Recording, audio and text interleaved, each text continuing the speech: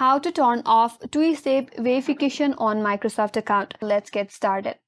First of all, open up any web browser in your laptop or device that you are comfortable, and on the search bar, search for Microsoft.com. That's gonna take you to official website of Microsoft. After that, you have to log into your Microsoft account. Once you're logged in, now from this interface, navigate to top right corner and click on your profile icon. From this drop-down box, click on My Microsoft Account. That will take you to next page. Now, in this page, navigate to your left-hand side and click on Security.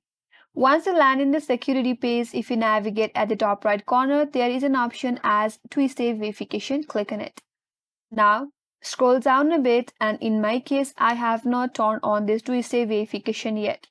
But if in your case you have already turned on the two-step verification, and if you like to turn that off, instead of turn on button right here, you will have turn off option. Simply click on it. And after that, you might have to perform some verification, and after you are verified, your two-step verification will be turned off. And that's all for today's video. Hope this video helps you. If you are new to our channel, make sure to like and subscribe, and thanks for watching. I will see you on next video.